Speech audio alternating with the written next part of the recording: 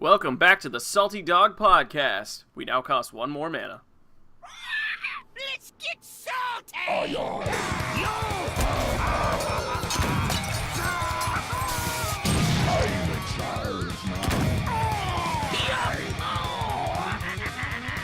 What's up, guys? Welcome back to the Salty Dog Podcast. I'm Clash. He's Dookie. As always, we are your salty captains. Yar. Yahar! And we just had our day. We did. We just had, I guess it was Talk Like a Pirate Day, but yeah. Hearthstone decided to, throw everyone some shiny doubloons that was on that cool. day. Yeah. I mean, I'll take 100 gold any old day. Yeah, I won't say no to a pack. Yeah, definitely. It would have been cool if, I don't know, there was, something interactive, but hey, I'll take what I can get. They're like, hey, if you play Pirates today, you get double whatever, but everyone's already playing Pirates, so... Well, you know what they could have done? Well, Pirates are getting played a lot, but what they could have done is just had, a special quest for the day, right? Yeah. I don't know. I mean, and then the quest would have given you 100 gold, and it's why just skip the quest and just give you the gold, so... Anyway. If they did anything, it should have resulted in more than 100 gold. Yes, definitely. 120. I'll do a quest for 20 more gold. Done. So, anyway, we are back 3 days after the patch 9.1 brought in some nerfs. That's right. Nerfing some druid cards. We got that fiery war axe nerfed down to one of the worst weapons in the game, at least in the 3 slot. Stuff's a changing. Feels good, man. Yeah. You think Feels so? good. I don't know. You don't pine for the old fiery war axe in a way? Not really. No? I think it tilted me more than I ever enjoyed using it. Yeah. Because it hurts aggro, but it also hurts control because they can't just smack my 1 or 2 drop in the face on turn 2 with the fiery war axe that they always have somehow in their hand. Right. And, yeah. Yeah. It delays them a little bit on their removal. Yeah, so you're definitely right. I mean, I absolutely won't miss the days of, remember what we always used to say is that certain classes had a secret passive ability, and in warriors is that they always start with a fiery war axe in their hand. It's passive warrior hero power. It's just starting with fiery. I can never say that. Fiery war axe. Yeah. Yeah. Spaghetti war axe. Yeah, spaghetti war axe. That thing takes you to Flavor Town. So I guess overall I think the one nerf that I'm probably the most disappointed about, and it's just hate. You can hate me if you want, but it's the Murloc War Leader. I do hate you. I do. So honestly, I still think that's fair and fine. Right.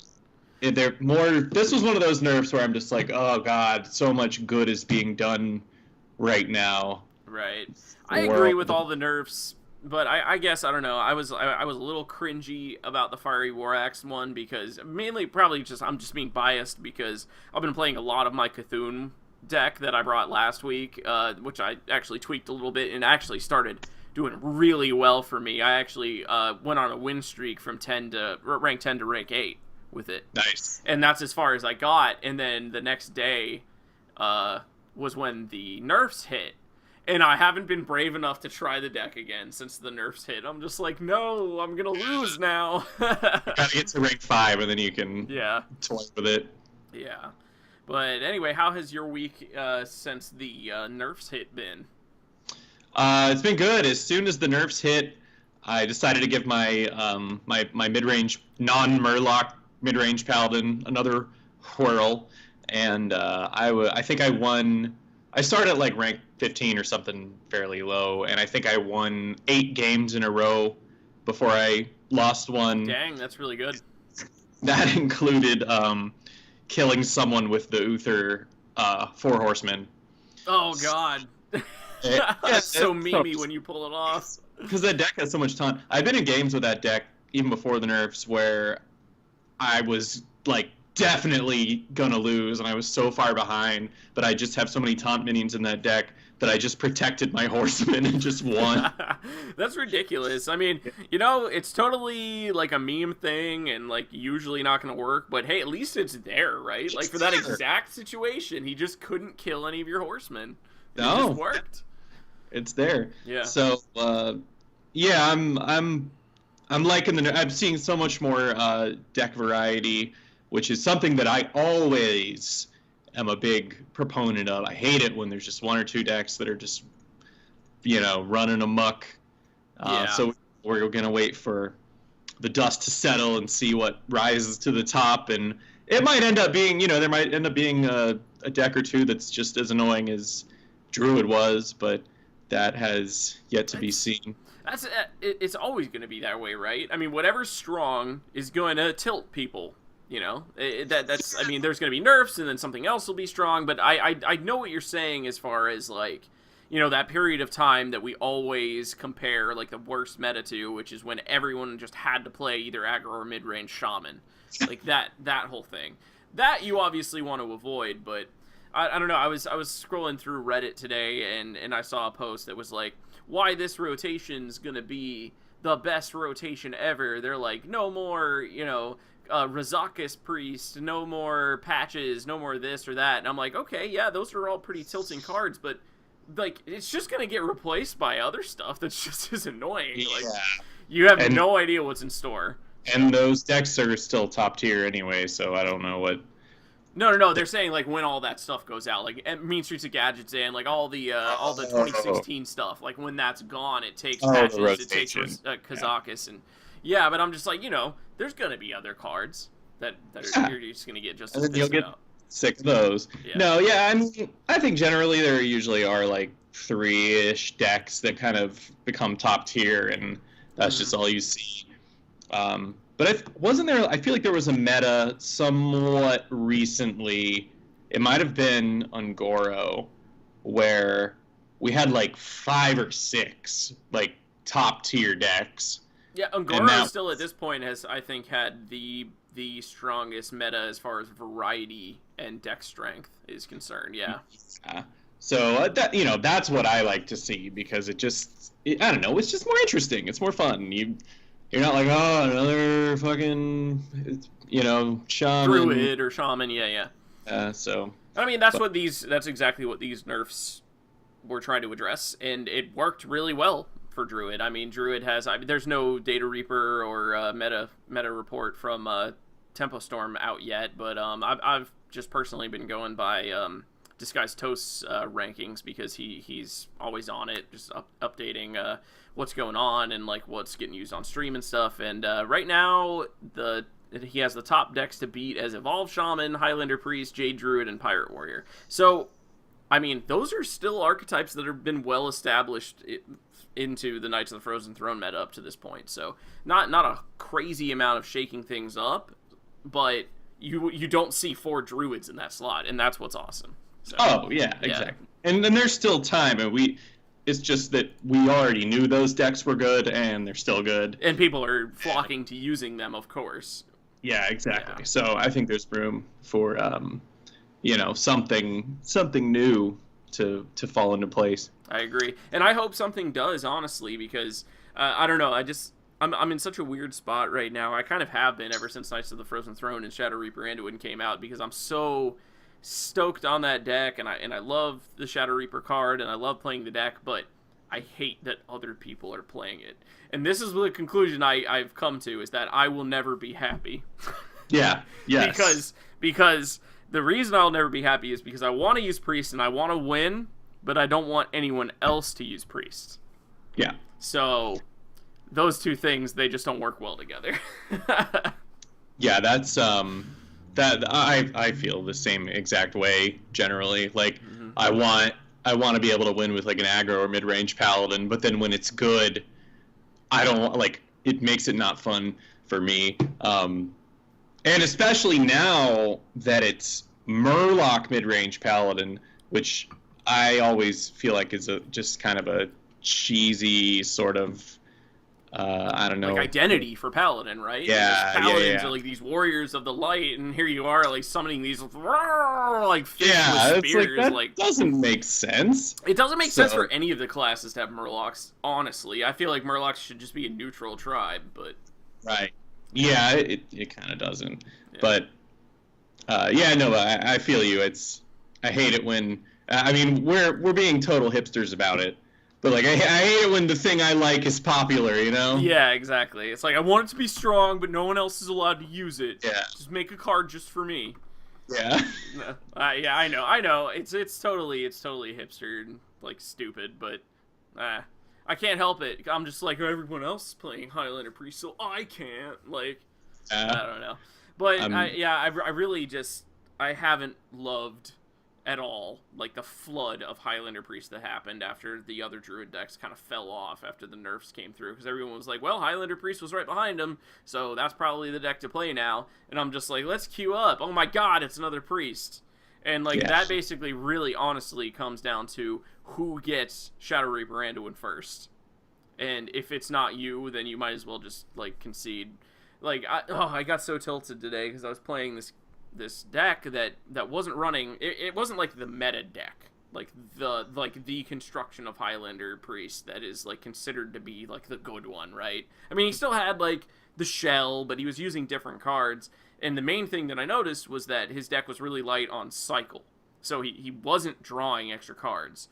And but we both had Kazakis on curve. I'm like, okay, fine, whatever. Like, you know, I've drawn like 3 more cards than you at this point, but that's cool. You can have Kazakis. But then he also had Shadow Reaper Anduin on curve on turn 8, and I was 6 cards deeper into my deck at that point than he was and hadn't drawn it. And I continued to just keep drawing more and more cards. It was the last card in my deck. And when that happens, you just can't win. Like, feels bad, man. It's over. But anyway. That's feels bad. And rant on that. I've been playing some Arena. I don't know if you've been playing Arena lately, but I've actually been doing pretty decent in Arena. I don't think they've changed anything, but I guess I just got a good draft. I've got an 8-1 mage going right now. Nice. That is up there. Have you been messing with Arena at all? Or? No, I was playing it a lot before the nerfs because I just didn't want a ladder, but now I'm getting back into laddering. Because I mean, you know, ladder is ranked is my true home is constructed. Yeah. So that's, you know, until that gets unbearable again. that's what I'm gonna focus on primarily. Well, hopefully you'll keep doing well with your Paladin list, which we've got. We're gonna talk about later in our homebrew section. For the show today, we're gonna for our new segment, we're just gonna talk about mainly the meta. Just look at some of the new deck lists that have emerged since the nerfs happened, and there's some space in there for decks that were too oppressed by these cards to kind of like start to expand and develop. We're going to look at some of that. We have one homebrew list. I didn't have a new one to bring, but Dookie is particularly loving his Paladin list this week, so we're going to go through that one for you. We got you guys have seen it at least in a form before, but I figured I would bring in the current version of it that's been doing well on ladder, just because we didn't really have any other homebrews, so I said, what the hell, I'll just I'm liking this deck, so I'll show you guys. But really also, I mean, the best part about our homebrew section is when the decks are performing well, and they're a little at least a little different from what you would see like on these websites, so that's exactly why we have it. To give you something else to kind of try if you want to. And then we have our salty card segment, and of course capping off the show with our card submission challenge segment. So for now, let's jump into the news and take a look at some of these new lists that have been popping up. What's happening? Gadgets and Gazette always gets the scoop. Time is money, friend. Keep it quick, kid. I ain't got all day. So I think one of the most interesting things that has started to pop up is just Rogue in general, which I've been saying ever since Knights of the Frozen Throne came out was going to find a spot eventually. It looks like it's finally happening, but what's even more interesting than the fact that we're finally seeing Rogue come into play is that they're using Prince Keleseth, which is crazy to me. Yeah. Which, for anybody who's not familiar with Prince Keleseth, he is the prince that is 2 mana, and just like all of the princes. He only activates if you don't have any 2-cost cards in your deck when you play him. Just like a Kazakus with having no duplicates. And when you don't have any 2-cost cards in your deck, then your whole deck gets buffed by +1/+1. So, I mean, it's a powerful effect, but it doesn't hit what's in your hand. And you are also, that there's that design constraint of not having any 2-cost cards. Mm-hmm. So, I'll go through the list in a second, but I mean, just off the top of my head, there's some really powerful 2-cost rogue cards, like at least Eviscerate. At the very least. I mean, that's always been a staple in almost every rogue deck. So it's Sap. crazy. Yeah, Sap even. So, I mean, there's a lot of great 2-cost cards. This is a fairly aggressive deck, and Sap is kind of a staple for aggro. Right. So, I mean, basically, when you're playing an aggro deck that's trying to, burst your opponent down with rogue, you kind of think of Sap as a kill, right? I mean, it's like a 2-mana execute, execute is 2 mana. Assassinate. That's basically how you think of it. It's like, because you push them off of their curve that one turn. It's just devastating enough for that. But so let's go through the list and see how they deal with not having these like powerful 2-drops. So it's got double backstab, double shadow step, 2 of everything unless I say there's 1. Cold blood, 1 hallucination, swashbuckler, Edwin Van Cleef, Shaku the Collector, SI7 agent, Zeril, Poison Mind. So there's a lot of legendaries in this. I mean, they're all of Rogue's lower cost legendaries, but still high dust cost to this deck. 1 Shadowcaster, Vilespine Slayer, which is kind of where that Assassinate comes into play, but it's, at least there's a body attached, but it's a lot of mana, especially with the combo.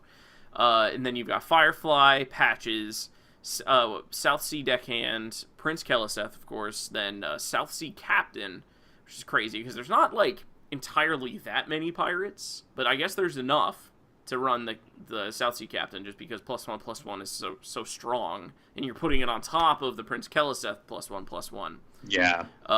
1 Tar Creeper, 1 Spellbreaker, Leroy Jenkins, and double Bone Mare, which I mean that's a great card, but it's a really heavy card. It's 7 mana. Yeah, it is.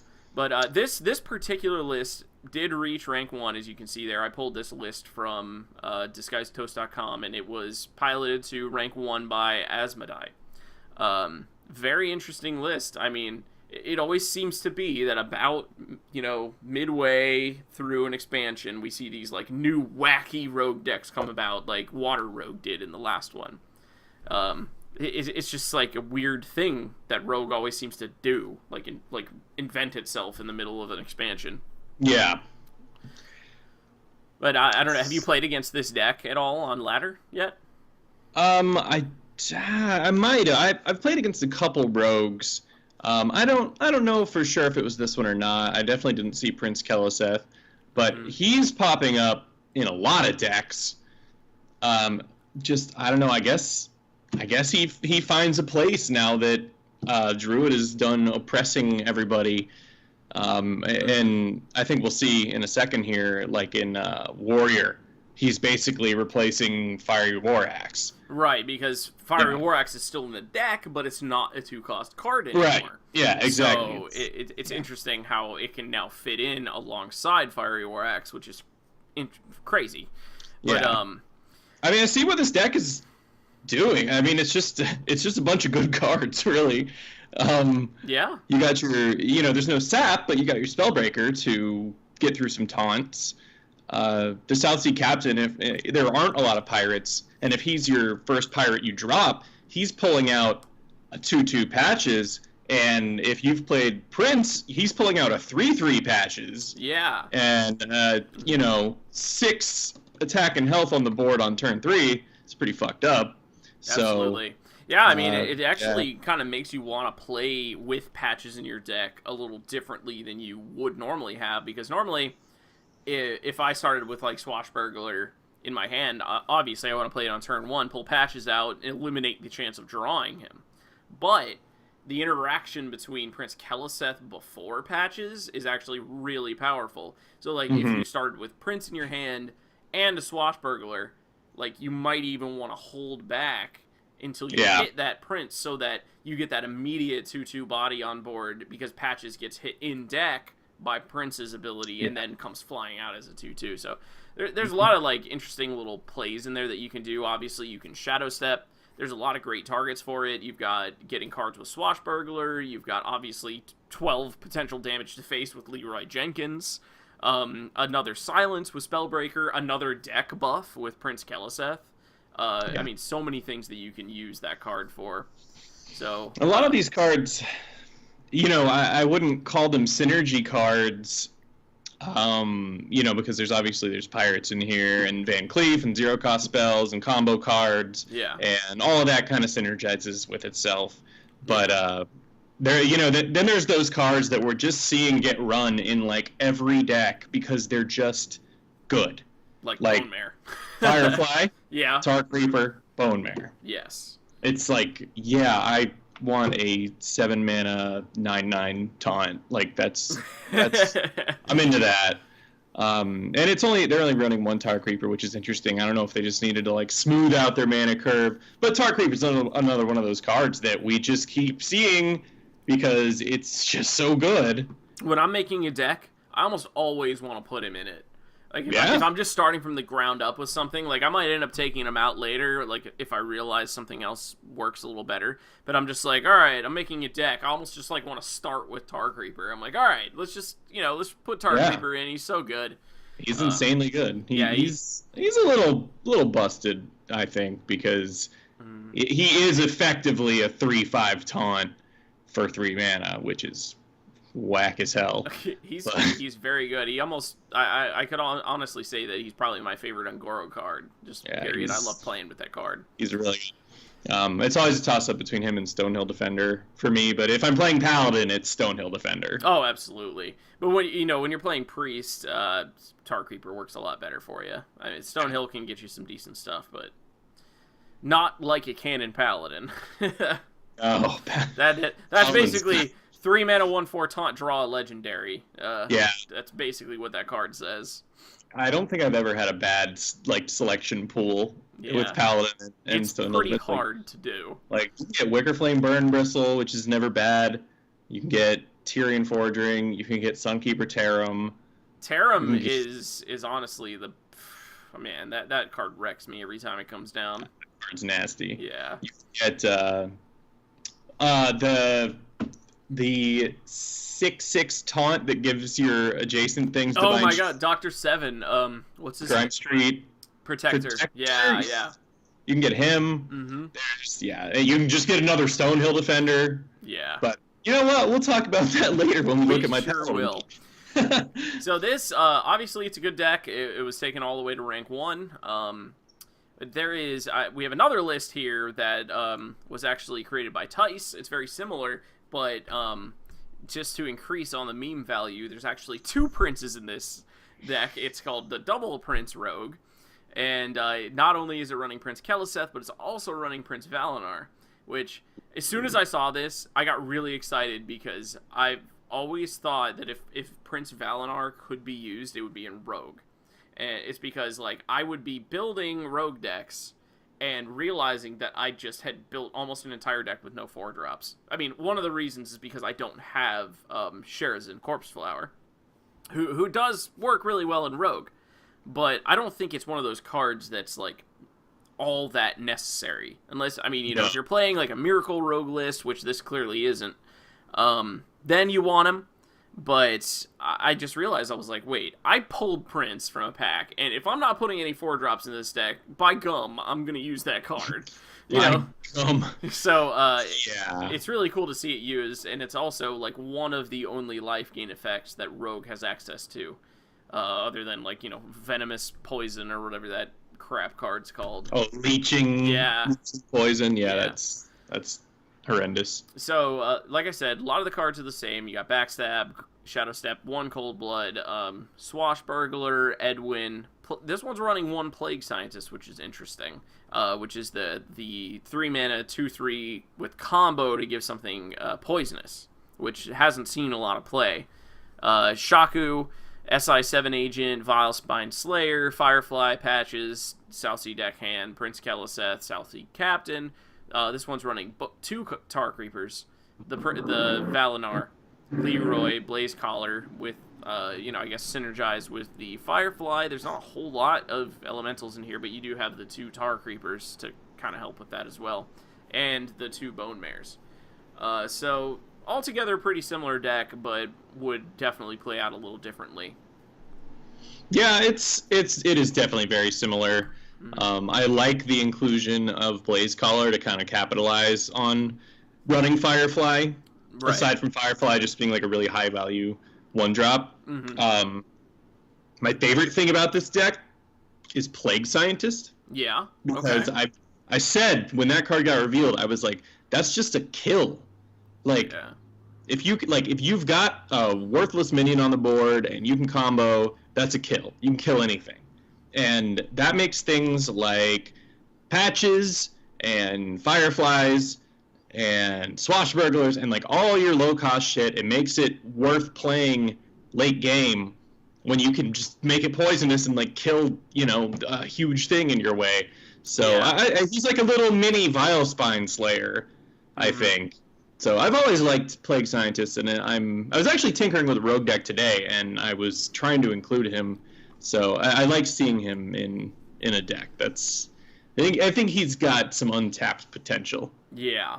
Out of the 2 of them, I mean, as similar as they are, like I really want to give this one a try because just in general, like it seems a little bit more interesting, like with the elemental synergy and with the combo off the Plague Scientist. There's actually one thing I thought of just now as you were talking about Plague Scientist is it actually works really well with Tar Creeper because Tar Creeper is a great minion for stopping your opponent from attacking face, but he doesn't give you that power to like trade on your turn. But Plague Scientist can give Tar Creeper that ability, like basically negating the fact that he's only got 1 attack. So yeah, and I mean you could do it on turn 4 easily, the turn after you play Tar Creeper. Like you cold blood something or drop a swashbuckler or a firefly or patches or deckhand or backstab or shadow step. Yeah, there's all those combo enablers. So. Just kill whatever. Yeah. So. Yeah, I think Plague Scientist. Actually, yeah, I think running 1 is the right call because I think you're gonna find that moment when it's worth doing, but probably not a second moment when it's worth doing. Yeah, I agree. And one other thing that I'll say though that in my mind it's like throwing off like a little yellow flag to me is that as compared to the list we just looked at, Tice's list here seems more vulnerable to sequencing. It's got more of a top end. It's got 4 7-drops as opposed to just 2 in the last one.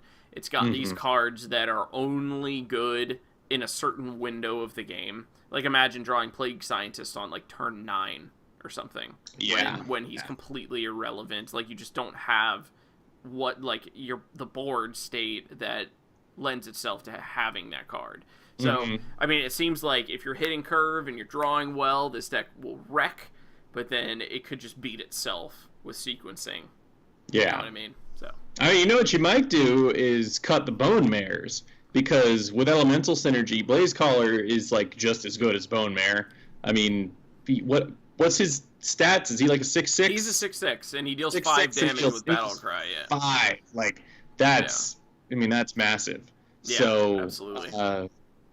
Yeah, you could drop Bone Mare and throw in another Elemental just to, make your Blaze Collar top end. Or maybe just like go down to 1 Bone Mare and throw in a who knows? There's definitely some room in there.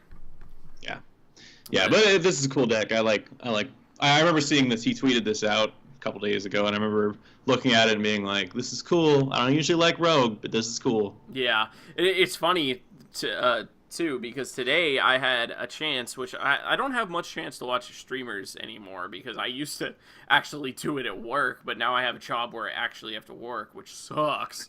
So I can't watch streamers anymore.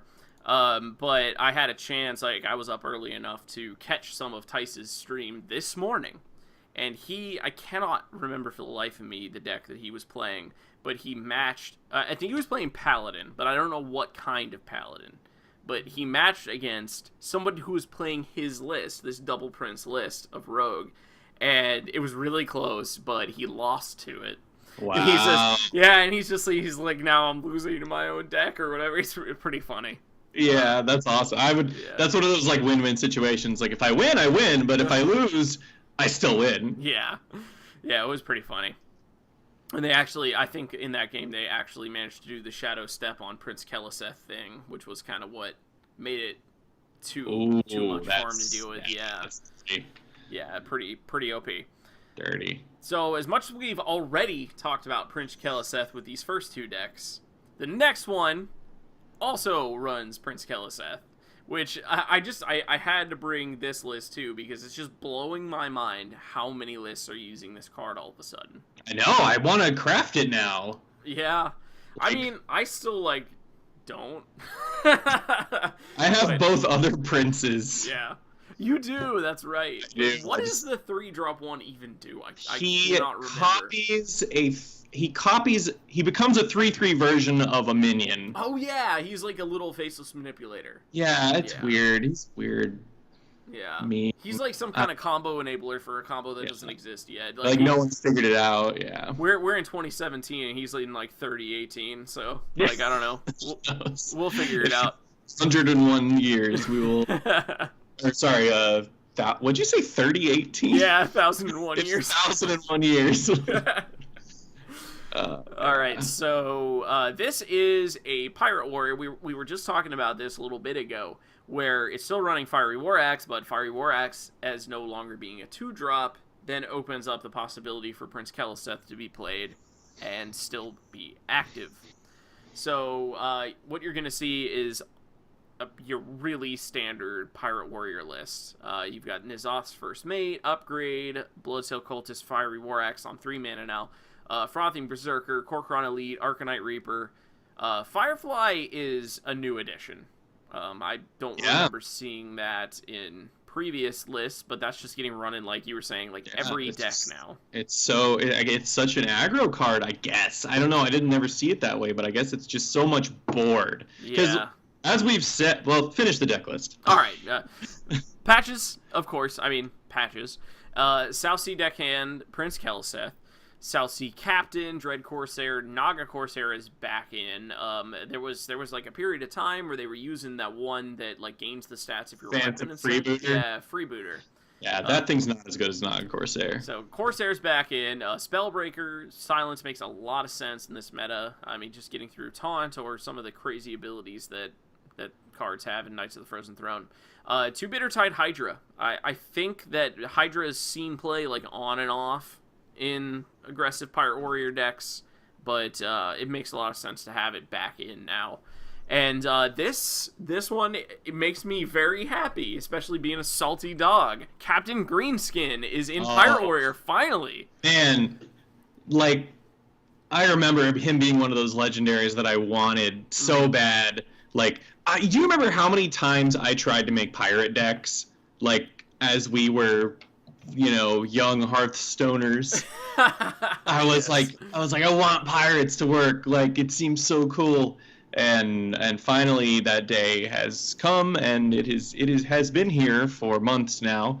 Yes. And I'm sure a lot of people are a little distressed about it at this point. But dude, Captain Greenskin is so good. Yeah, I mean, he upgrades your weapon. You don't have to have a pirate. He just does it. Yeah. It's always kind of escaped me why he wasn't in the deck. Yeah, me too. I don't get it. You remember how many weapon warrior decks I tried to make and how many pirate decks I tried to make back in the day, they never worked. And I think one day I pulled Greenskin and I was like, oh shit. It's time.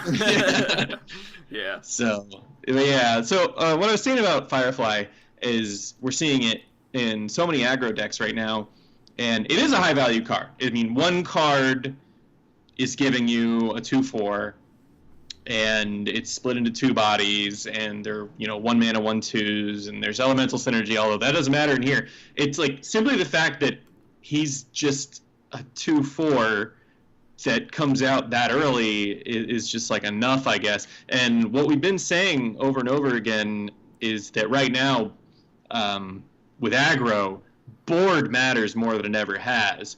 You can't just, fudge you know, just doing face damage. Like, oh, here's a Wolf Rider, here's a Arcane Shot, that here's old a face Steady hunter Shot. way of chip damage, like Yeah. the Leper Gnome and Abusive Sergeant, like those cards Yeah. that have all been nerfed to dissuade that strategy, I guess. Mhm. So Yeah, and as much as I am a supporter of the aggro lifestyle, I think that this is better for everyone because you still have to play the game. You know, Yeah. you're not just like, fuck what you got. I'm just gonna shoot you with stuff and run stuff into your face. Yeah. You actually have to like trade and try to maintain board presence while working around potential board wipes. So it's increased the skill cap, I think, for aggro. I think that's good for everybody. But I think that's why Firefly is shining, because it's so much value packed into one card, and it's such an early card that it's just like you can't afford to not run it. Yeah, absolutely. It makes sense. It makes sense. I remember looking at this card for the first time and just being like, this is not good. I don't know, just what 1/2s just don't seem good to me. But and I do still wonder, like I kind of want to test this particular build out specifically to see what Firefly really does add to the deck, because I see it easily in Shaman. Like, you throw down a Firefly, you throw down a Firefly, you throw down a Flame Tongue Totem between the two of them, and you are good. Sure. But, like, Warrior doesn't capitalize on the bodies, like, just static, non-pirate bodies, as well as other classes do. So, I'd be interesting to see, like, why it couldn't be replaced with something else. Like, I guess they just really needed another 1-drop, and that's, like, the best one. So... Prince Keloseth, yeah, it doesn't synergize with anything. It doesn't even really synergize with Keloseth, because the 1/2 that comes off of it isn't buffed by him. So that's true. You count that. So I guess it's like it's one of those things I understand in theory, like why, but I still can't put my head wrap my head around. In practice. I need to see it in practice. Right. Yeah, definitely. So that was, to give credit where credit is due, that was piloted to rank 1 by ZLSJS. You can see that right there. Yeah, I don't know how you would try to phonetically sound that out, so I'm just ZLSJS. There you go. I need a battle tag. Alright, got it. What do you got? Oh, no, that was just... No, let's do it. Let's do it right now. I'm going to do it right now. Okay, here we go. Battle tag. I am, Alright. Battle tag. Holy shit. You did too many. Ehik Nux's Bikdifig you. Definitely. You're my favorite player. Somebody make a Hearthstone account. I just put it in chat. IHIKNUXZBCDFGV space U. Nailed it. All right, so we have one more list. It's not running Prince Keloseth. This is one of the, to me, funnier decks to come out of the nerfs. It is among an archetype that is evolving not just in Priest but also in Warrior right now. It's the Fatigue Priest that was created on stream by Zadalot, who actually piloted it all the way up to top 40 in Legend. Because there are cards that exist right now. Obviously, in Priest, it is Archbishop Benedictus. And in Warrior, it is Dead Man's Hand, that allow you to pad decks like you've never been able to do before. Like, pad to the extreme. So, I thought that the Priest one, I mean, I'm partial to Priest anyway, but I thought the Priest one looked a little bit more fun to discuss. So, I'll run through the list really quick, and we could talk about it. So, it's got Double Circle of Healing, Northshire Cleric, everything's 2 of, unless I say 1. Northshire Cleric, Power Word Shield, Shadow Visions. Shadow Word Pain is a 1 of, which is crazy to me. Curious Glimmer Root, Shadow Word Death, Akanai Soul Priest, which is where that Circle of Healing comes in for that, meme board wipe. We're back to those days. Greater Healing Potion, Dragonfire Potion, Archbishop Benedictus, Shadow Reaper Anduin, still running the Death Knight, even, without the whole Kazakus combo, it's still strong, especially with the deathing the board aspect of it. Dirty Rat, Wild Pyromancer, Youthful Brewmaster, Cold Light Oracle, and Skulking Geist as a one-of. Skulking Geist makes a lot of sense to me. I mean, obviously, it counters Jade Druid, which is, basically the reason it was created. But if you're going for a fatigue strategy, if your opponent has any 1-drops left in their deck, you've just thinned their deck that much more. Yes. Which is great. Yeah. Yes. I wouldn't go anywhere near this deck. I don't want to. I wouldn't. There's too much salt. I just looked through this list and I'm just like salt. But it is interesting because I just so for my birthday, Clash got me a bunch of Amazon coins, so I was able to buy like 40 packs of Frozen Throne, and I think I opened 2 legendaries, and I got Archbishop Benedictus and Prince 4-drop. Oh, Valinor, yeah. Yeah. You've opened so many of legendaries like you never wanted to open. It's yes, so sad. I've opened the worst legendaries from Frozen Throne. You had a really bad pack opening experience. Yeah. So, and then I saw this deck pop up, and I was like, oh shit, a deck that runs Benedictus? And then I'm looking through it, and I'm like, Dirty Rat, Wild Pyromancer, fucking... what else? Oh, Shadow Visions, which I don't have. Yeah. Dragonfire Potion, which I don't have. I'm like, yeah, I'm not doing this. Yeah. So, Benedictus is still potentially on the chopping block for me. As far as, disenchanting, yeah. Yeah. Yeah, I mean, the deck, it's obviously the strategy behind it is to pad your deck with Archbishop Benedictus eventually, while... the game plan, the strategy of every other card in the deck is just to run your opponent out of resources, which is exactly what you need to do if you're going to accelerate their card draw with Cold Light Oracle, which, of course, Cold Light Oracle, you wait to play them until you can bounce them with Youthful Brewmaster, accelerate your opponent into fatigue, and play a half-hour game for whatever reason. You can Brewmaster your Benedictus. Yeah, you can do that if you need to. I don't think you need to. Probably not, but... Yeah, Priest, I feel like, is in a particularly good position to do this because it has so much access to healing. I mean, this is running double Greater Healing Potion, and you just have lesser heal up until you switch into Void form, of course. That makes up for the absence of Anti-Heal Bot, which was very important in the mill decks of old. That especially Rogue with the gang up, you gang up your Cold Light Oracle, gang up Healbot, and pad your deck, and that whole thing has been gone for a while, but obviously Archbishop Benedictus pads your deck more than any card has in the history of the game. I mean, steal their deck. There's no way you're getting to fatigue once you do that. So, you just try to run them out of resources, which is why, I mean, I guess I could see one Shadow Word Pain because, the ultimate Shadow goal... Visions. Yeah, you've got Shadow Visions, but the ultimate goal is to, try to sweep up as many of their cards as you can with one card of yours. So, try not to target smaller minions with individual Shadow Word Pains, but try to get them all in one Dragonfire Potion or one Auchenized Circle. Mm-hmm. So, that does make sense. Yeah. Now that I'm thinking about it. But this is definitely a deck that I think I'm going to try.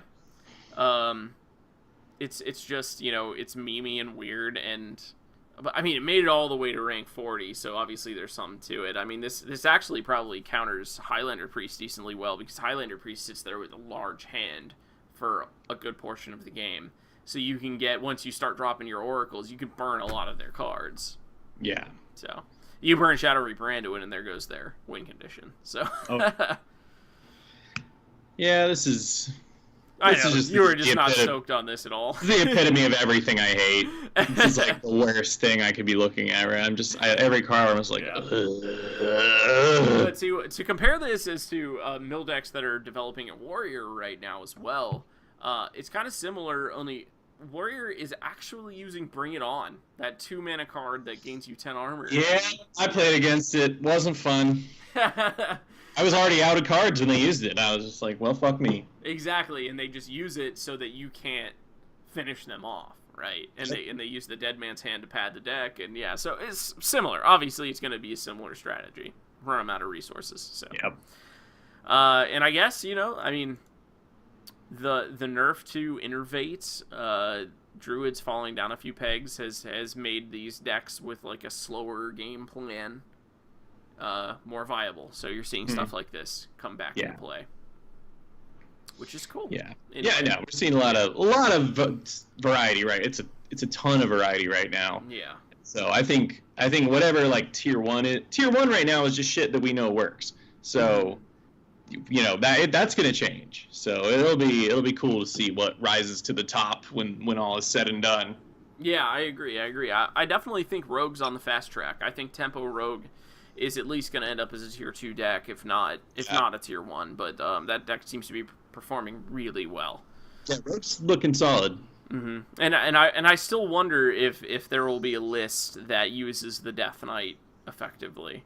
But so far, the best performing decks have not been running the Valyria Death Knight. So yeah, might be RIP forever for that card. Who knows?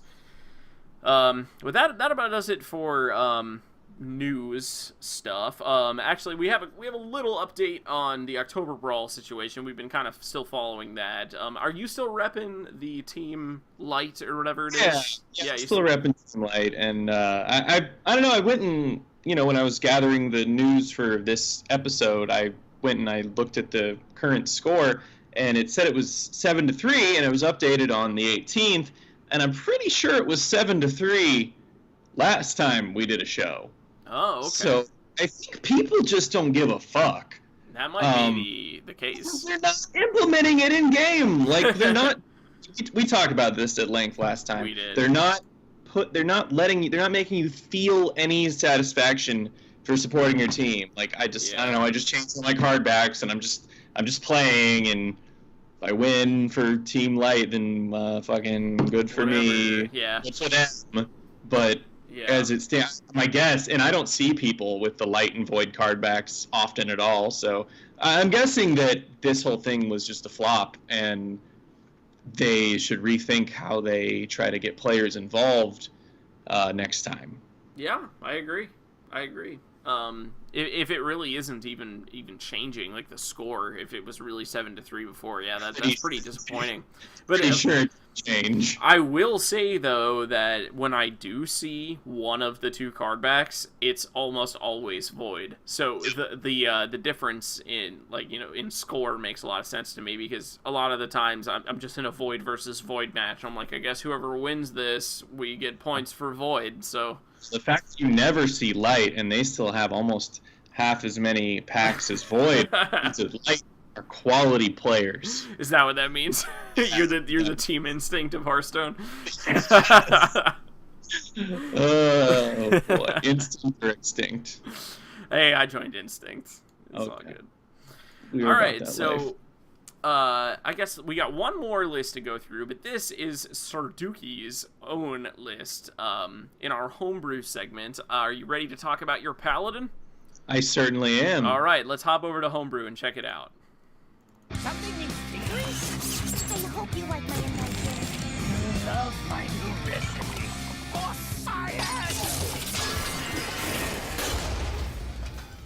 All right, here it is in all of its glory. Put your face in the light, which is definitely what it sounds like when you play him, by the way. Yeah, the name has not changed from last time. A lot of things probably haven't changed. And this isn't, the new, it's not anything that you guys haven't seen from me before, but the fact that I'm doing really well with it right now, I just felt like I should share it with you guys again. And unchanged, it should be better than it's ever been because other classes were nerfed. So that is one consideration there. So exactly, and I think I've made some improvements on the deck in general. So the list it's all 2-ubs unless I say otherwise.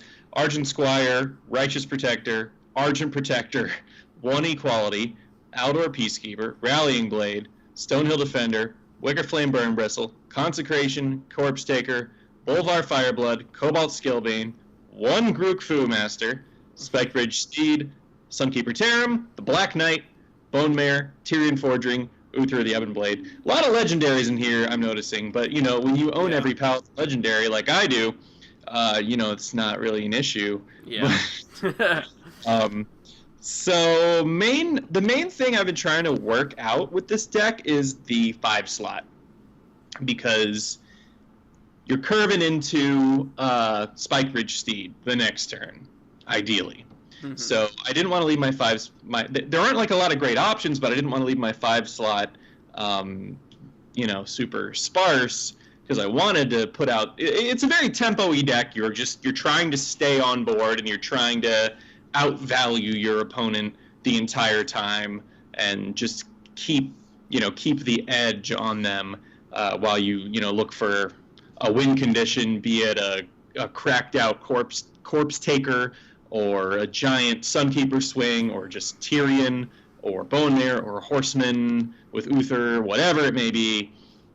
So it's a very, very board-centric value type of deck. So I want to have a turn 5, and I think Cobalt Scalebane is my final answer. I've tried other things. I've tried Valkyrie Herald, which was great when it worked. Tons of value. Mm-hmm. But when I didn't have 2 minions out, or if I had no minions out, it was like just a dead card. What else? I tried like Big Game Hunter, which like when it went off, it was great, and when it didn't, it just was also a dead card. Right. So Cobalt Scalebane's good because he turns things that are already out on the board into massive threats, and he's a dragon, so he survives my, the bane of my existence, Dragon Fire Potion. He curves right into that Spike Ridge Steed. So I think that's the main difference. I actually just see a comment from Badcam2 asking about Skelemancer, and I was trying Skelemancer. Skelemancer seemed like the answer, because you Spike Ridge Steed that, they have to deal with it. Right. And then you get great, and you would not believe the fucking workarounds that people have Skelemancer. Well, Silence is getting run decently often. Now, I mean, Silence is one of them, and just it's unbelievable, like how often it was not a threat to them. Because if you're paying 5 mana for a 2/2, like, kill yourself. Like, that's awful. That's so bad. So I'd rather do Cobalt Scalebane, 5 mana for 5/5, give something 3 attack. That's fucking solid. Obviously, you got your Grook Fu in there to give your Corpse Taker all the toppings. Let's see, we got one equality there that you can pair with a Consecration to just totally undercut their whole board. Bone Mare's OP. There's so much taunt right now. Black Knight is a good option. Mm-hmm. Bolvar ends up being a threat that comes out of nowhere. Stonehill Defender's broken. Mm-hmm. Double Argent Squire, basically. Quadruple Argent Squire, because you got 2 Argent Squires and 2 Righteous Protectors. And I'm always tempted to mulligan when I draw a hand that's like Argent Squire, Righteous Protector, and then I'm like, no. Okay. I'll keep this, actually. And then you have that weapon that's better than Fiery War Axe in your deck there, that Rallying Blade. It's 3 with no ability. And I pulled off, like I'll do, Argent Squire the next turn, like a Righteous Protector, and then Rallying Blade, and they all get buffed. And there's a lot of board presence, a lot of tempo and value, and this is one of the first decks that I've built myself and felt like I was using cards that were good. Trying to build these aggro decks, and I'm like, well, this card sucks, but it has charge, so it'll kill you. But I feel like these cards are powerful when I play them. I would be pretty scared to face this with Highlander Priest personally. I mean, you've got very sticky minions. What? I said, well, you shouldn't be, because your priest is still the bane of my existence. I just don't see how it could be. Your minions are so sticky. You've got a fight, like you've got literally, you play the turn before Dragon Fire Potion, a minion that survives Dragon Fire Potion. I don't know. It seems so hard to deal with like all of your board, but yeah, I guess don't know. It's possible. I don't know. Maybe it's just me not being used to having to play around certain like control aspects. Yeah, I mean it might be like a learn plays against the matchup sort of thing, but I definitely think that you definitely at least stand a chance against that deck with just complete like control of the board, because that's pretty fucking hard. I hope to. So. Yeah. But anyway, that's the deck if you want to try it. I've had a good win rate with it, and it's a lot of fun to play. You're just always, it's a very active deck, which I like. Mm-hmm. You're always trying to curve out minions, and you can pull off some just stupid stuff with like Bone Mare and Spike Ridged and Corpse Taker.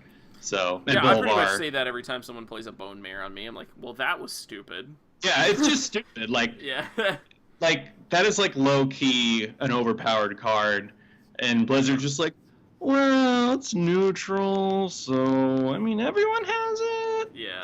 Well, it reminds me a lot actually of Jade Chieftain, because it is a 7-mana 5/5 drop that is like giving stats and taunt to another thing. But if that Jade Chieftain's not summoning a 4/4, then it's not as good as Bone Mare. Yeah. And Bone Mare has no prerequisite. It's just, we're going to make something real fat, and then it's going to hit you in the face, and you're going to cry. Yeah, that's a powerful horse.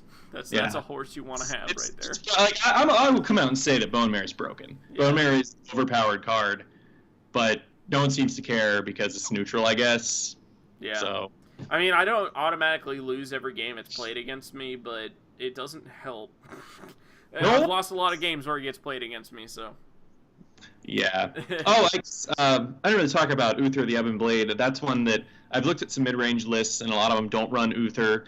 But I find that when you're getting edged out by a deck that's outvaluing you or out-tempoing you, Uther is your catch-up card, because you pull out that lifesteal weapon, and that just flips the entire game. You gain 5 armor right off the bat, and then you have a 5/3 lifesteal weapon, and that flips the whole game on its head. Like, you gain 10 life that turn, and you probably kill something. Or just put that extra 5 damage to face. Or put it to face if you need to. Yeah. So you're generating like a 15 health difference, which is bazonkers scientifically. And then also there's always the weird alternate win condition of 4 horsemen with Uther, which you have pulled off without even trying. So a couple times. So this deck has enough taunt to support it. Yeah. So, yeah. But anyway, that's the deck. Sweet. Yeah, looks good.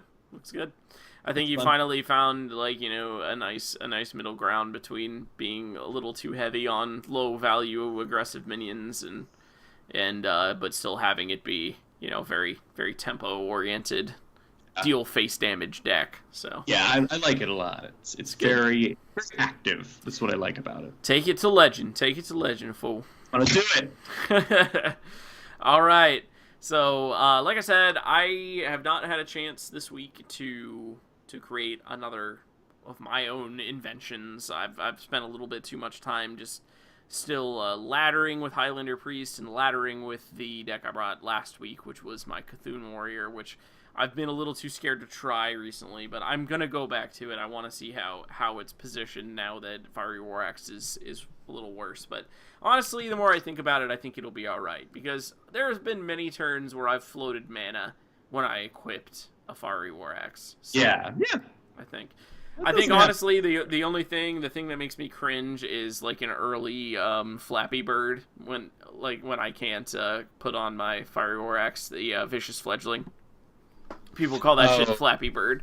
Flappy Bird. So if a Flappy Bird comes down and I can't hit it with a 2-mana War Axe, it's gonna be sad. But we will see. I will try to have a homebrew for next week. But next up, we are gonna do our saltiest card segment, where we talk about what individual cards in particular have really been giving us a hard time this week. All right. Yeah, you gotta be kidding me! Necessary? What? Really? All right, so up first, as always, is you, Dookie. All right, so for the third week in a row, I think I'm doing a priest card. That sounds about right. Yeah, if not in a row, then third in recent history. But I think I've found the culprit here. to my because at first I was like, oh, fucking Spirit Lash, that's so dumb. And then I was like, no, Dragonfire Potion's the real problem. But no, it's get answer.exe right here. Shadow Vision's 2 mana spell, discover a copy of a spell in your deck. So when you're running a Highlander deck and you only have 1 copy of every spell, but then you're like, well, let me just get the one I need to fuck this guy over. That is what happens. So as I've said, Priest is still the biggest bane of my existence, and Shadow Visions is doing nothing to help that. For me, no, it makes a lot of sense. To help the Priest, so that I think I'm done picking on Priest after this week. This is the culprit. This is the perp right here. Yeah. This is the offender. So yeah, it's funny because it's actually more of the backbone of Big Priest than it is Highlander Priest. It is an essential part of Highlander Priest, but it is literally a backbone of Big Priest, which I don't know how many times you match against them, but they are particularly infuriating. What? Yeah, not often. Not often, really? Well, discovering extra copies of Eternal Servitude off of this is an abuse of this card. And like, when I match against Big Priest, I'm just, like, totally disgusted. I hate that deck. I don't know. It's just, like, I like Eternal Servitude and the idea of Barnesing out, like, a great target for repeatedly resurrecting it or whatever, but, like, just in practice, it just, like, makes me want to throw up in my mouth. Like, when it's gimmicky. Yeah, it's definitely it's just like that kind of stuff. Like the deck that has tilted me more than anything in the history of this game is Anyfin Paladin, and I think it really is the gimmick aspect of it. Just like the fact that like you're just like using this combination of cards in a, and it's in a clever way and everything, but it's just like, I don't know, I'm just like, that's not fair. It's just frustrating. It's one of those things that I think what always tilts you the most in Hearthstone is when you don't have an opportunity to respond or deal with what they've done, and when a deck's gimmicky like that. When I say gimmicky, I usually mean something that feels cheap. It feels like it's not fair to have to deal with. Yeah. So I think that's what Big Priest is guilty. I have fought it, but just not a whole lot of times. Yeah. But yeah, no, it's just gimmicky, and I think it sucks the fun out of the game. But of course, Shadow Visions and Highlander Priest is really effective too. I mean, like, snagging. Like pretty much what I use this card for a lot of the time is a turn 5 play, actually, because I nab a Dragonfire Potion for the following turn. And that's something that I do really consistently, and like maybe what could help you out is to try to see how, like, what turn they've played it on, and if they played, like, how much mana they floated on the turn that they played it could be a really big indicator of what they potentially got. So, like, let's say that you have a target that's very Shadow Word Paintable, and they use this on turn 4, and a Shadow Word Pain doesn't come down. Obviously that means, like, either they didn't get offered pain, or they took something that was higher value. Which is something gonna be, like, Dragonfire Potion, usually. So then you try to not play into that. Like, there's a little bit, like, there are, like, tells with this card. I mean, unless they, use the spell they discovered the turn they discover it, there's no interplay there. But there is some stuff that you might be able to, like, kind of watch out for as far as tells that this card can give you. Yeah, and that's something that I need to improve on as a player, is watching my opponent's movements, and it's something that I don't like doing. It feels exhausting. But which is part of the reason I like aggro so much, because I'm just like, fuck what you're doing, I'm just gonna kill you. Yeah. But so I think there's some, you can read between the lines when you see something like this being played. It's just like, when Ivory Knight was getting played a lot, like watching how much health your opponent gained. And, Now that is, that's more concrete to me. Like, which, I don't know, I always feel like with things like anticipating what they mulliganed or what they got off of Shadow Visions or what they got off Primordial Glyph or things like that, there's so much uncertainty. I can't justify like making a decision based on that information. It always seems too vague to me. Yeah. So when I see a Ivory Knight come down and they get 8 health, I'm like, oh, it's fucking lay on hands. You know? Yeah. No, I totally understand what you're saying. It's not easy. I mean, being really good at this game is not an easy thing to do. You know, the pros are pros for a reason. I mean, Pavel's won how many freaking world tournaments now? Like, he's like huge profile tournaments, like at least 3. Don't quote me on that, but I think it's in the range. I think it's 3. But, you know, certain people are just really good, and it is these kinds of plays and these kinds of like meta thinking, like big, like forward thinking about the game is what gets you there. So it's always just something to kind of like strive for. I'm not a pro at it by any means, but just since you were saying you were having a lot of trouble with Priest in this card, like that's just like my little tiny bit of advice on like what you could possibly do. I agree. But all right, so for my salty card, I have chosen another one of the tier 1 deck cards, basically the backbone of Evolve Shaman. Evolve! How about that? Wow. So too many times, I think, for this segment, the card that I pick comes down to like one game that really fucked with me, and this is no exception to that. But I have a more like meta game gripe with this card, but I gotta tell the story of the game that really pissed me off though. The Evolved Shaman's really hard to grind out of resources.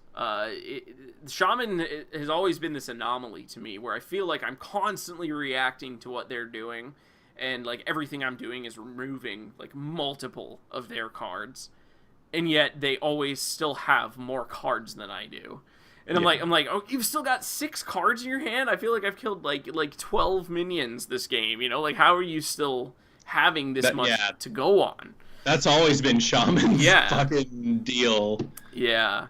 And Evolve is the card that you can just like never fully play around because it's non-reactionary when it's going to come down. Like, they usually throw down, you know, what's it called? The really great Evolve target that gives you 3 5-drops. Freaking Doppelgangster. Yes. You know, it's going to happen on a turn where you don't have a chance to remove the minions before they're evolved, and then you have no control over what they evolve into. But in this specific instance, I was holding my Shadow Reaper Anduin for the inevitable evolve turn, because I knew that the Shaman wasn't exerting enough pressure to ever kill me with the minions they had on board. They were too low value, and they were going to have to pump something out and evolve their board. I mean, that's what the deck does. So I'm waiting. I'm just waiting for the evolve turn that's going to make all of his minions like 6+ drops, like 6, 7, and 8 drops, so that I can just wipe them all out with Shadow Reaper Anduin, right? Yeah. So finally the turn comes, and it's like a thrall into an evolve. So like everything's just like going up and up in mana cost. I'm like, yes, these are all going to die. What happens though? There's like 2 or 3 4-attack minions. All right, so like the 8-drop is a Primordial Drake, right? Like the 5-drop is the taunt minion that gets cheaper when you've got a lot of stuff. I can't think of anything right. A 2nd-rate Bruiser, you know, like all this like random shit. I'm like, there's so much higher of a chance for these cards to have 5+ attack than it is for them to have 4, and like. So I'm already just horribly positioned with all these 4-attack minions. But I'm like dealing with it. I'm like, okay, this is a 4-attack dragon. This is the worst thing that can happen to priests because I have no tech against this.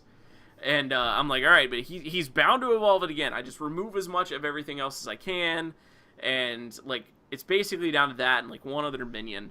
And I'm like, it's gonna have to evolve again. So another evolve comes down, and the Primordial Drake evolves into Ysera.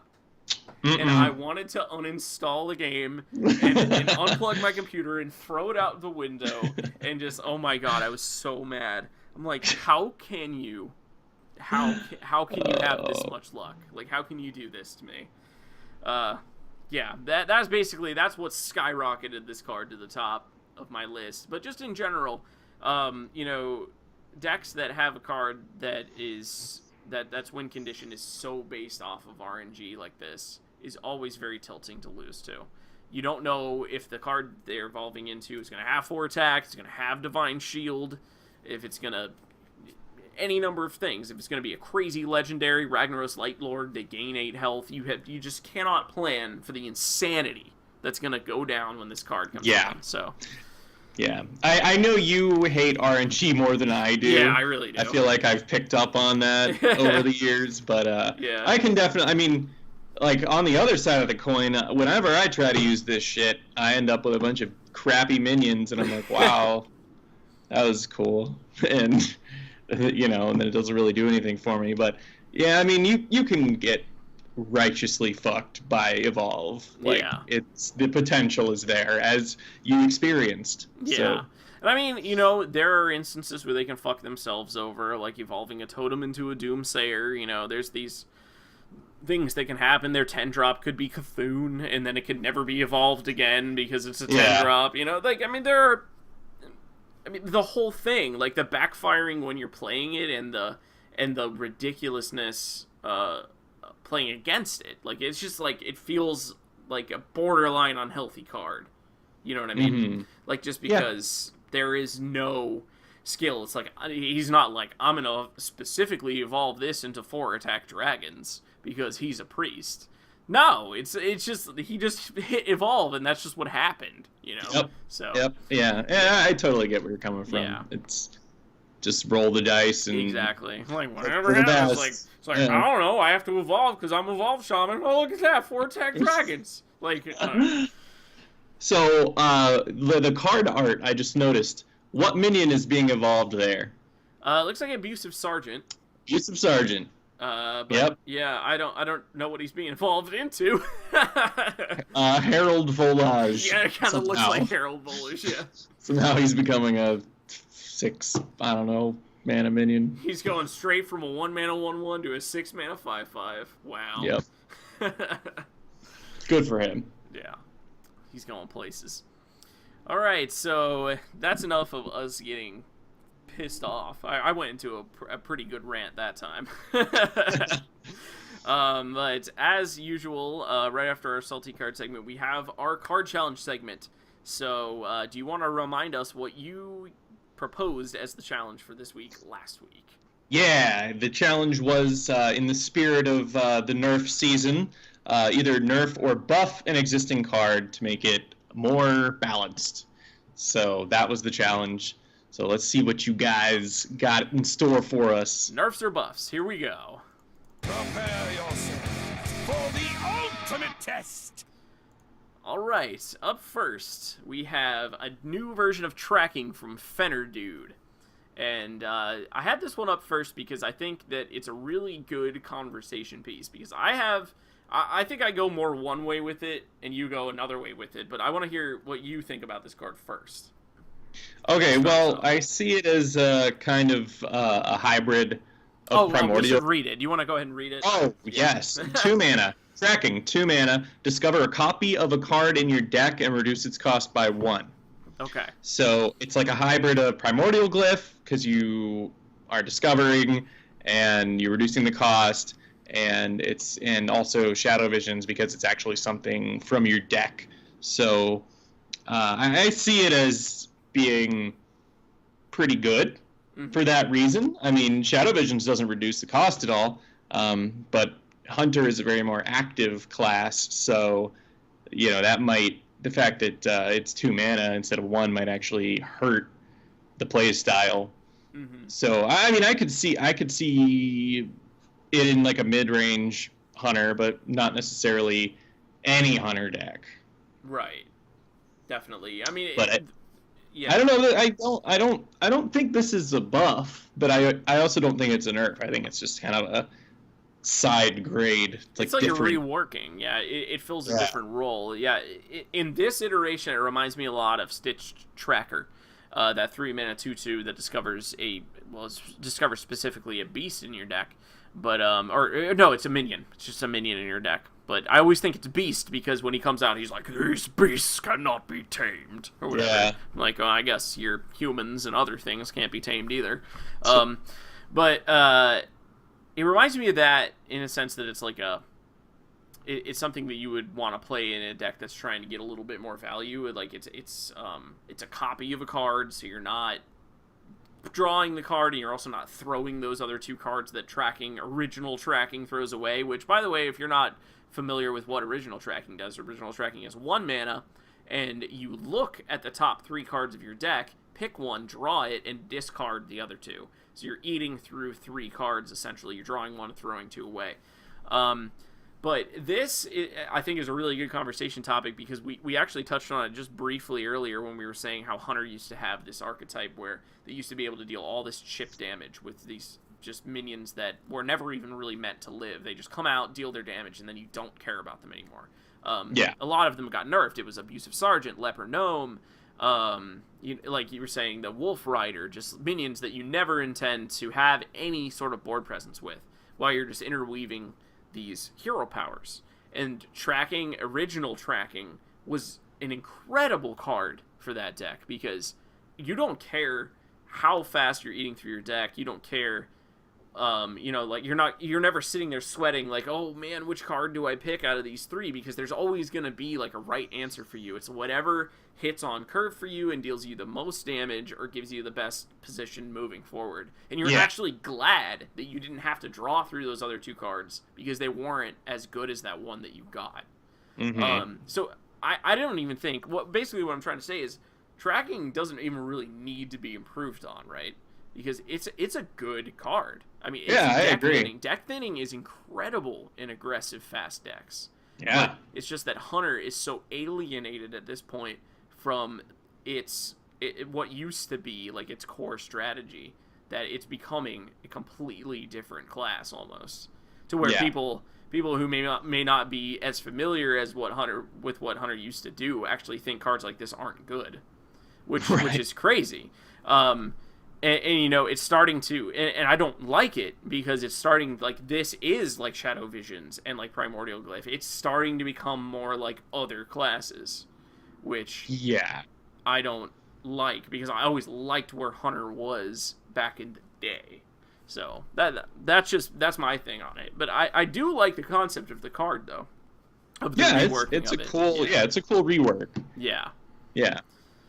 But that's just, sure. I would like to see a healthy way to get back to Hunter being able to do what they do, deal you chip damage. Like, I want them to be that class, but I guess, it has been unhealthy for the game in past iterations. Be careful what you wish for. Yeah, I know. Yeah, it'll come around and I'll be like, I was so wrong. But yeah, no, it's just interesting. So thank you for that submission. It was really good talking point there, Fenner dude. All right, up next from Steph Van Essen, we have reworking of Mana Wraith that's super interesting. So we have 2 mana, 2/2, static effect still. All minions have +1/+1, and they cost 1 more, which is original Mana Wraith is a 2 mana 2/2 that just makes all minions cost 1 more. So you have this additional +1/+1 thrown on. The first thing that this makes me think of immediately is just using it in something like Token Druid.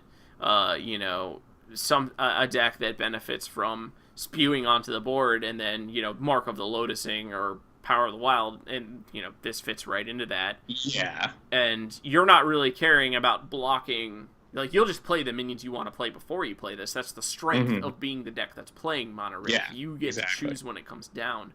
And then what you're doing is you're, like, blocking your opponent from potentially being able to play, like, that taunt minion that was going to be on curve. Now they can't play it. So. Yeah. I actually think that this could potentially be too strong. I don't know what you think about it, but. Well, it's a 3/3 because. Yeah, that's true. It gives itself plus, unless that was not intended. Like, all other minions. All other minions. Yeah. But yeah, I mean that's probably how I would see it being used. And it certainly makes the card more interesting than it was before. Yeah. Because it's giving a buff as well as a drawback. But yeah, I definitely see it being most effective. Excuse me, in like a token spewing deck, and then it just comes down and it's like a little Mark of the Lotus, mini Savage Roar, just big board swing. Actually, the more I think about it, this is almost just strictly better than Power of the Wild. Because you're almost doing both of the choose ones of Power of the Wild with this card. Yeah. And the drawback is much more negative against your opponent. You're doing better than both of them. Because if this comes down as a 3/3, then it's better than the cat. But true. Yeah. I think we would have to, for it to even be a talking point, I think we have to assume that it doesn't hit itself with its ability. Yeah, it's all other opinions. Yeah, honestly, this is probably actually slightly too strong. I think maybe going in line with the nerf that Murloc War Leader just received, this could be maybe just like a +1 attack. +1/+0.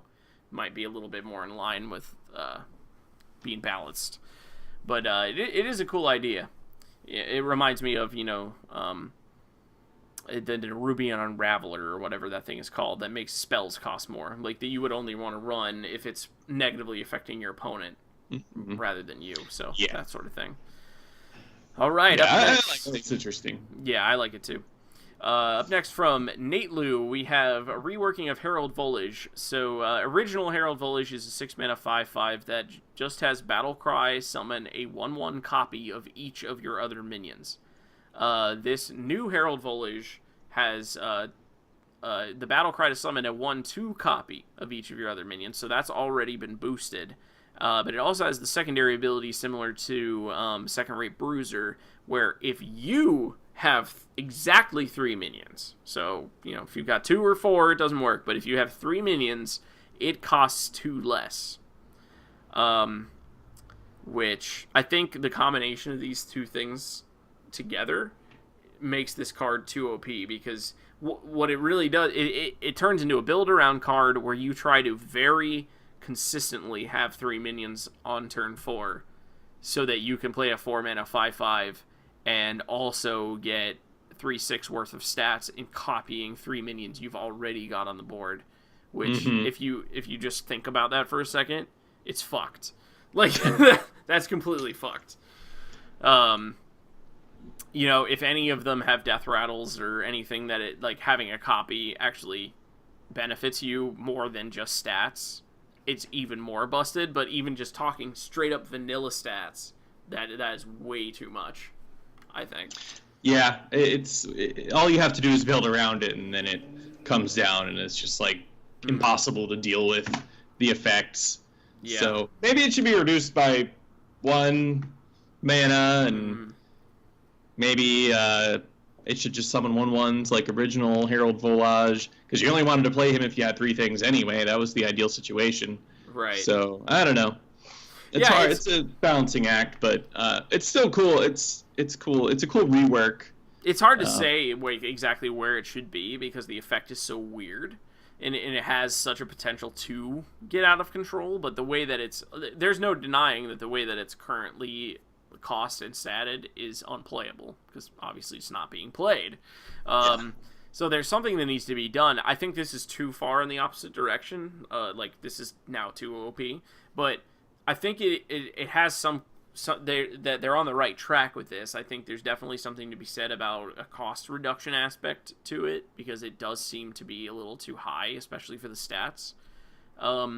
Making the copies 1/2s might be a little bit too far, especially since you're probably trying to copy death rattles, so you don't mind if they die anyway. But, yeah, I don't know. It's interesting to look at and discuss, but I definitely think that I like the idea of when you're meeting the condition properly, copying 3 minions, then you're getting an additional effect. Yeah, that's what I like about it. Is that that's really when you wanted to play it anyway. So if that's what's going on, then you get a bonus. Yeah. So, yeah, I'd like that. I like it too. And Herald Volage, by the way, I don't know if we have many people who have ever raided in World of Warcraft, but that was a really cool fight, and one of the coolest flavor cards that came out of Whispers of the Old Gods, and I was really sad that it wasn't playable because I really liked that fight, where he actually that tentacle that looks all magical and runey and stuff. He actually starts to swing it around his head at one point in the battle, and he makes you all go into like a dream world where you have to fight copies of your party. Like you have to kill versions of yourself. Yeah, so it's pretty cool. Yeah, that fight was awesome. Yeah, it was pretty wicked. All right, up next from I'm a Dragon. We have a rework of my favorite legendary in this game. Well, that's hard to say. It might be N'Zoth, but he is up there. He's at least top 2, which is Vol'jin. Vol'jin is... OG Vol'jin is a 6-mana 6/2 with a battle cry to swap his health with another minion. It didn't have to be friendly or enemy, any minion. So that the minion that you swapped with would get 2 health, and Vol'jin would get the health that the minion previously had. This new Vol'jin says, Battle Cry, put a Shadow Word Pain into your hand that costs 0 for every enemy minion that has 3 or less attack. So right off the bat, that seems really OP to me, but like one of the main reasons that I wanted to talk about this card was because of the message that I'm a Dragon sent to us with this card, which was something along the lines of like, wouldn't it be cool if Vol'jin didn't have a shitty battle cry? And my question to you, sir, is what the fuck? Vol'jin was awesome. I don't know. Did you ever try to play that card? I loved Vol'jin. He was basically like, big taunt minion, just like take him down. Like, you've got 2 health. There's like an equality attached to a 6-power minion. Vol'jin was incredible. Yeah, Vol'jin's a really cool card. He's one of the only priest legendaries that I have that I just like pulled one day. And he's cool. He's a lot of fun. I mean, to be fair, I was not into the metagame when Vol'jin was in Standard. Well, actually, Standard wasn't a thing. I just wasn't into the metagame at all back then. I was just playing for myself, and I probably played way crazy off-the-wall decks, and I wouldn't be surprised if Vol'jin was never a part of a meta deck. I mean, I don't even think Priest had a meta deck for a long time. So I could see possibly where you're coming from, but I was always using a deck that I really capitalized off of this. I mean, I almost used it as like a build around, and I've always loved this card. But as far as the rework goes, it's either incredible because you're getting anywhere between 1, 2, 3, who knows how many Shadow Word Pains, and they're free, so you just get to cast them all immediately. I mean, this is basically like a mini Shadow Reaper Anduin effect. Yep. On only the opposite, on 3 or less minions instead of 5 or more. So it's either a terrible 6/2 for 6, or you win the game. Like basically, you Shadow Word Pain every single one of the Druid's minions, and then you just win. So yeah, it's just a blowout. Yeah. Overall, I would say it's not like because of that, because it's either like it's either like terrible or game-breakingly awesome. Like it's not really where it needs to be as far as balance, but it's interesting. Yeah, it's definitely very. I mean, priest cards do have a tendency to be like really good or really shitty depending on the situation. So that kind of fits. Yeah. But it's very wacky. Yeah, definitely. But comparing it again to Shadow Reaper Anduin, if you have to Shadow Reaper with no targets to hit, or even sometimes you get into a position where you have to do it where the only minion you're killing is one of your own, but you just know that you've got to switch at that point. The card's still good, but a 6-mana 6/2 is like awful. That's very bad. Yeah. So his 2 health was kind of the point of him because he gave that to an enemy. So maybe this card should have had a lesser battle cry but more health, just so he'd be okay on his own. Right, yeah, like if your opponent has a minion that has 3 or less attack, get a Shadow Word Pain that costs 0. Like that would be kind of cool. Alright, up next, from Mana X, we have a rework of Sabotage. So original Sabotage is a 4-mana destroy random enemy minion rogue spell with combo destroy their weapon also. This new Sabotage is 4 mana, destroy a random enemy minion, combo, enemy cards cost 1 more next turn. I think that's supposed to be. Yeah. So, what do you think about this one? It's definitely in the spirit of sabotaging them, because you're kind of ruining their next turn, or at least cutting down on the effectiveness of what they can do. And the fact that not every class has a weapon makes this playable against any class.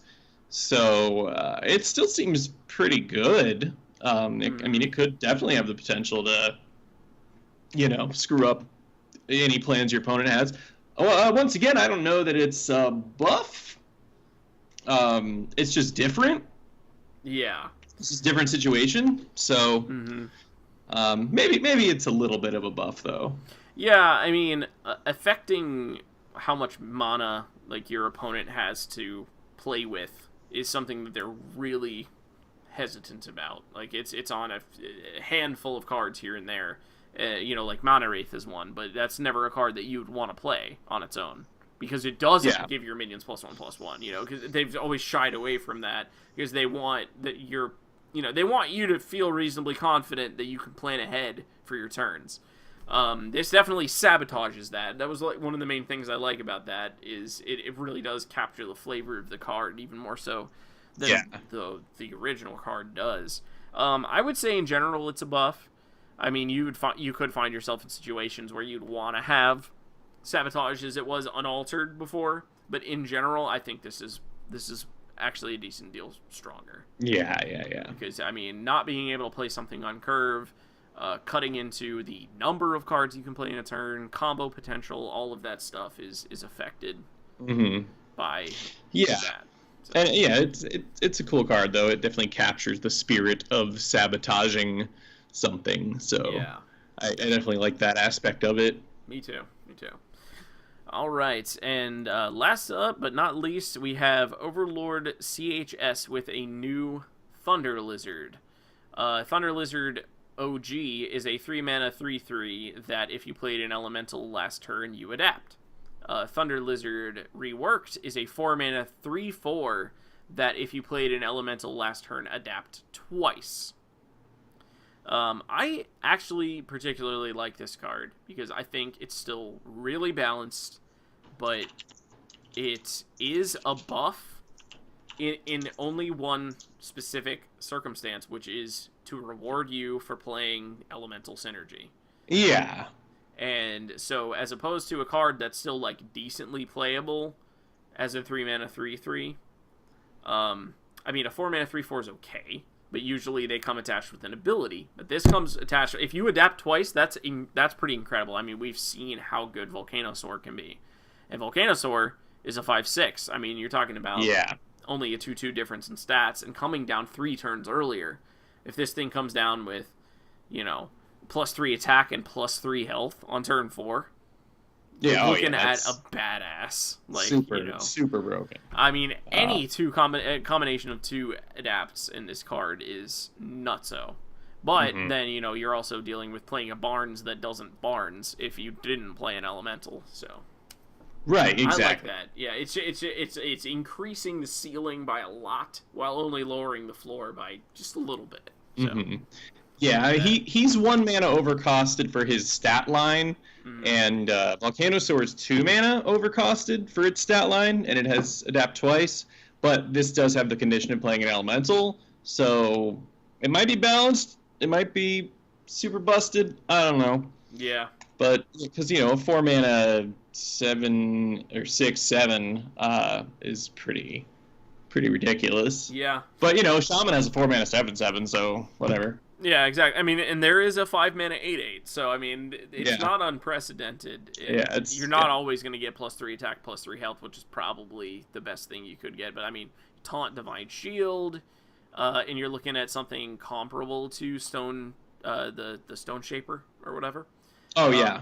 It's just, I think the RNG, the elemental prerequisite to it, and just your own skill at the game and knowing what you should choose at any given point in time makes this card really interesting.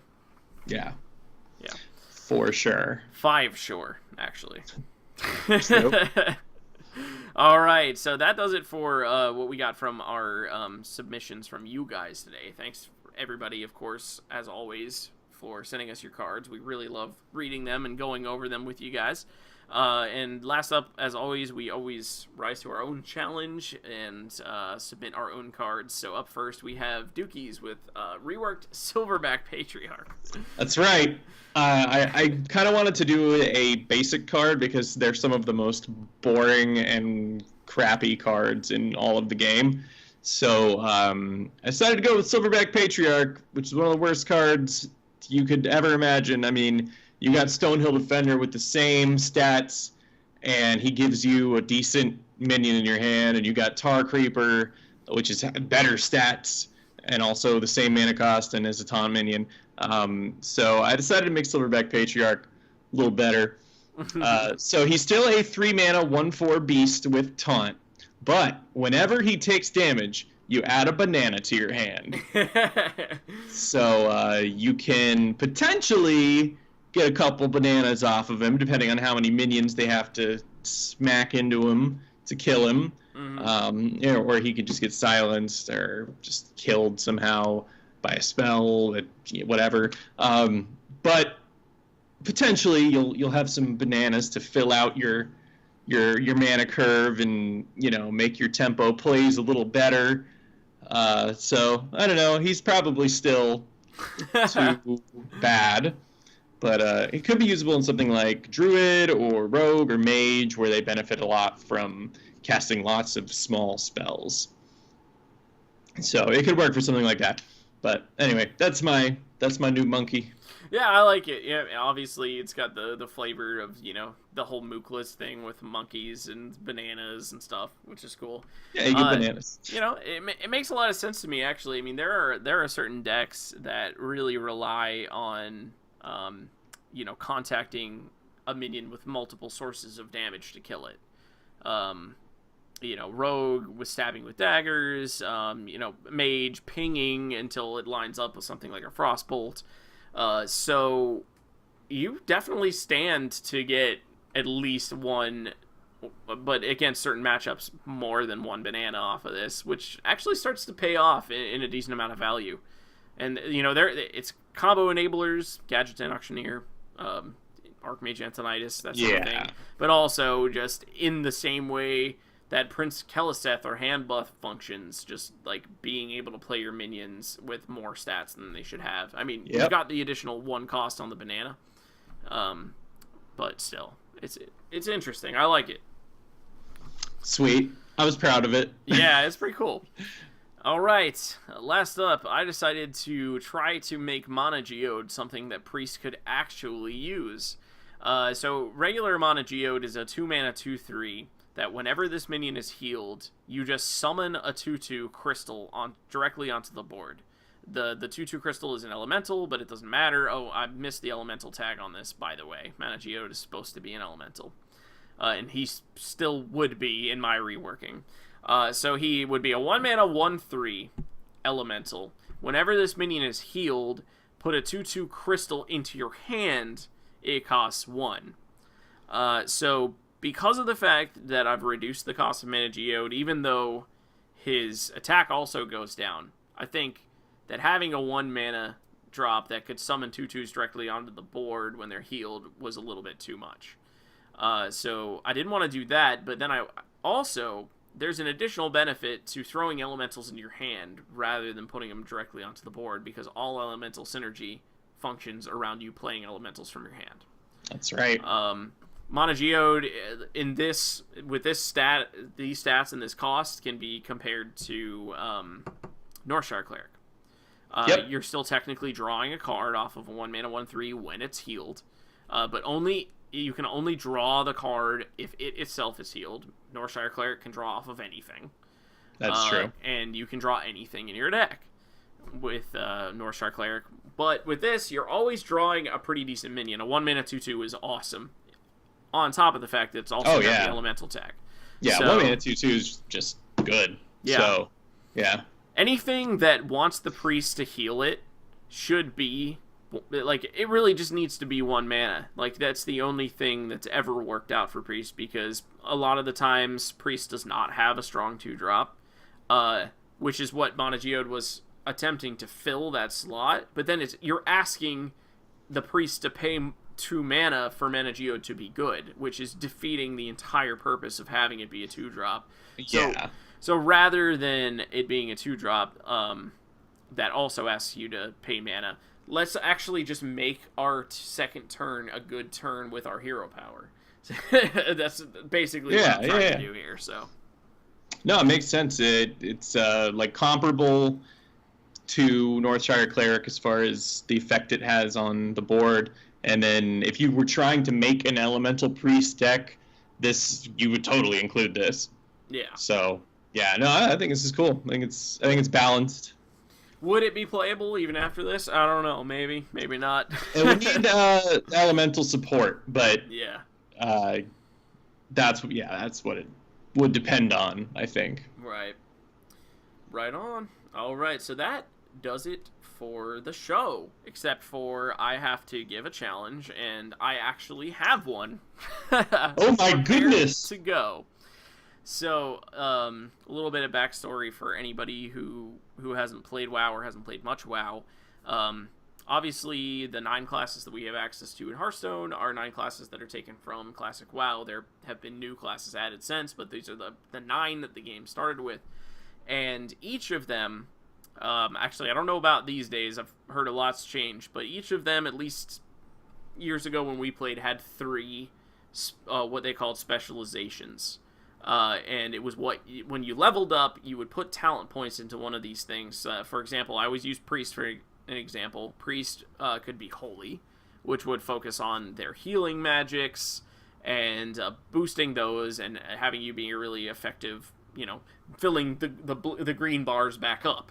Then there was Shadow, which gave you Shadow Form, gave you all these abilities that focused on damage and damage over time to make the red bars go down. And then there was Discipline, which didn't see much play for a while, but what it was meant to do was damage mitigation, shielding your players so that their green bars never went down to begin with. So, there was always some way that you were affecting the game, and your specialization, what you put your talent points into, made you better at doing that thing that you wanted to do. And that's something that I've always wanted to see in Hearthstone. Is something that promotes a certain type of play that could differentiate you from somebody playing the same class as you. So that I'm not always like, I am Priest, you are Priest, we do the same thing every time. Like, I could actually be different. I could be a Shadow Priest, you could be a Holy Priest.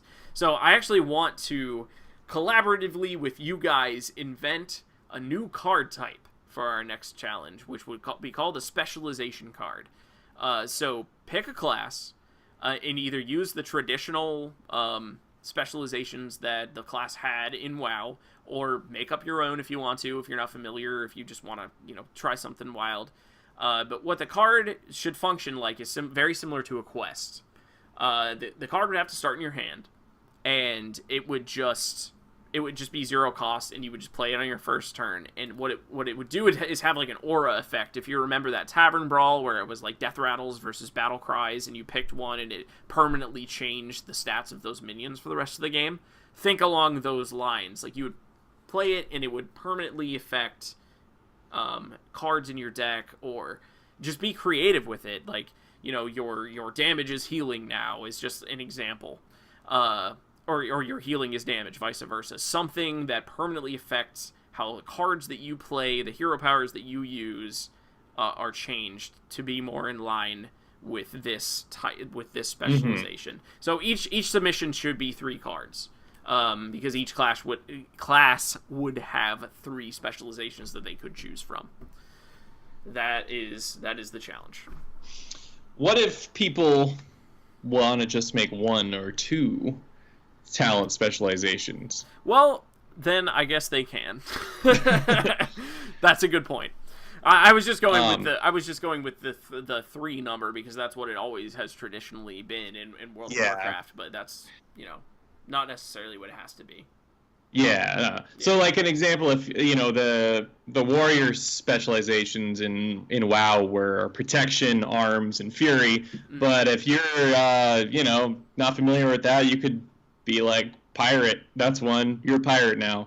So Yeah. whatever that would mean. Well, you can make it do whatever you want. Absolutely.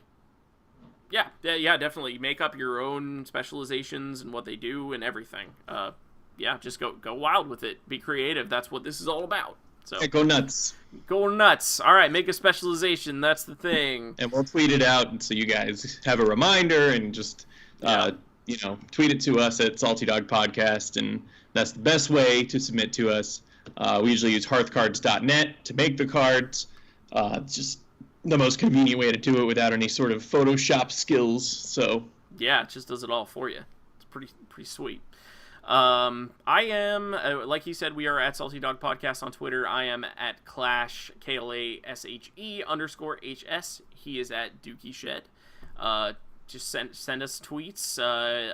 If you have any questions or that you'd like us to do in a Q&A segment in our next show, or if you have any deck lists you want us to check out and possibly talk about on the show, send all that to us. We love getting stuff from you guys. Send us anything you want to send us. Send memes. Nudes. We like memes, Sorry, memes. All right, anyway, that does it for the show. Thanks for coming out. Thanks for listening. Thanks for watching. Thanks for all of that. If you have a sec, give us a review of the show. Leave us some feedback.